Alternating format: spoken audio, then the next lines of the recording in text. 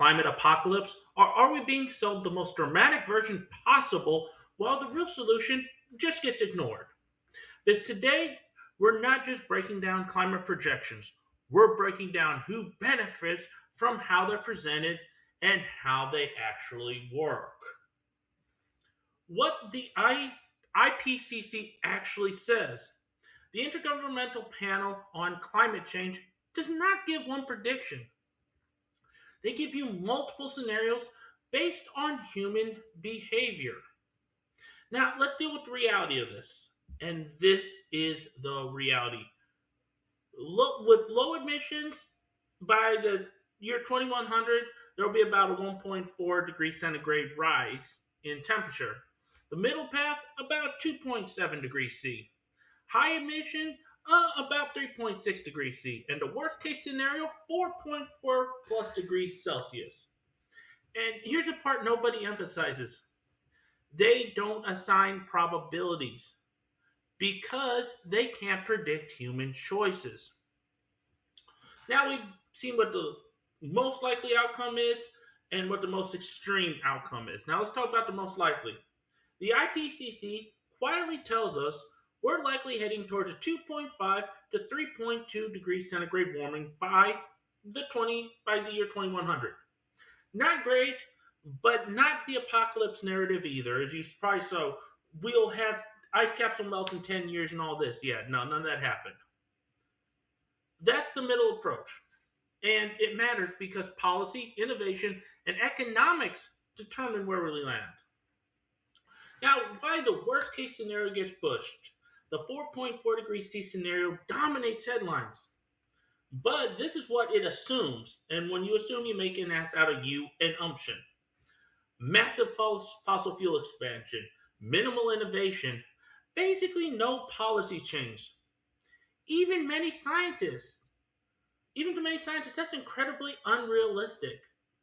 So you may be asked, why do they push it if it's unrealistic? Because it drives fear, and fear is a huge driver in human nature. It drives the clicks, it drives funding, it also drives control over your decisions. Now, we see what the models can somewhat predict, but now let's show what they can't predict. And here's the uncomfortable truth you never see in the headlines. Climate models, they're not broken, but they are very, very limited in what they can extrapolate out and explain. And what is the biggest uncertainty by the year 2100? That would be human behavior, because human behavior is relatively unpredictable. It's not physics, it's us. And that's the thing, it's not physics, it's us. Now, what are some other uncertainties that play into this? The cloud feedback loop, the carbon cycle, ice sheet collapse timing. These models all give us ranges, not destiny. And now you'll say, some people, oh, we are still coming out of an ice age. The empirical answer is no. We are not still warming naturally. The last ice age ended about 11,700 years ago. We've been in a Heliocene ever since.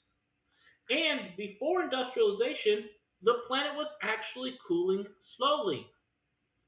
Then humans reversed the trend. Now, what does history tell us? Because we have to look at history to see the future. Earth's climate has always changed. Ice ages were 5 to 10 degrees Celsius colder, and ancient Earth was 10 to 15 degrees Celsius hotter. But here's the key difference: speed. Today's warming is happening much faster than natural cycles. That's why it matters. Now let's get to the part no one talks about. Solutions, and I mean real solutions. Not more government control, but real solutions. Now here's where things get really real. Everyone talks about the problem, almost no one talks honestly about solutions. Because what is the default answer from the left? More government. But what if the fastest path to lower emissions is actually less government? I know, shocking, right? Now, according to free market principles, Innovation beats regulations. Profit drives efficiency. Competition lowers emissions intensity. And guess what? History backs this up. U.S. emissions dropped significantly due to natural gas innovation, efficiency improvements, and market competition, not top down mandates that people on the left love and also on the right. Now, how, you may be asking, can free markets solve climate change? This is where most people stop thinking and start being emotional. True free market solutions don't require new taxes, new mandates, or central planning in any way, shape, or form. What they do rely on, though, is property rights and accountability. If emissions cause harm, which we see that they do, people can sue, but the government doesn't let people sue. That's not a theory, that's existing law, but most people don't want to sue. It forces polluters to internalize cost without bureaucracy. Remove energy market distortions. Right now, what do governments do in energy markets? They subsidize some energy and restrict others. They pick winners and losers. And in a free market, the government does not pick winners and losers. And we need to remove all of that. Let the market truly set the price. And the most efficient energy wins. That likely means massive nuclear expansion, advanced geothermal, and next gen innovation, not politically chosen solutions. 3. Profit driven innovation. Markets respond to demand. Who would have thought, If consumers want cleaner energy, companies deliver. If consumers don't want cleaner energy, companies don't deliver it. These innovations can be carbon capture, hydrogen, and fusion, which we actually successfully did a couple years back, where we produced more energy than it cost to initiate the fusion. Innovation scales faster when it's profitable, not regulated. Adaptation through markets. Now, here's another uncomfortable truth that people on the left don't like to talk about. Humans don't just prevent problems, we adapt to them. And markets adapt faster than government can. Price risk through insurance. Look what's going on in the Straits of Hormuz with shipping. Fund resilient infrastructure. Drive smarter development, and we do it. And historically, wealthier societies handle environmental challenges better. Now let's bring this all the way back to the IPCC. Here's the big picture. The IPCC gives us a range. Worst case scenario, 4.4 degrees Celsius plus increase.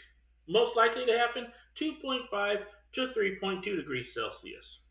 Free market dynamics could push us towards lower emissions faster, more energy abundance, and less reliance on extreme scenarios, so less government control. In other words, the scariest outcome becomes less likely when innovation is unleashed. So here's the question you should be asking. Not, is climate change real? It is real. But here's the question you really, really need to ask yourself.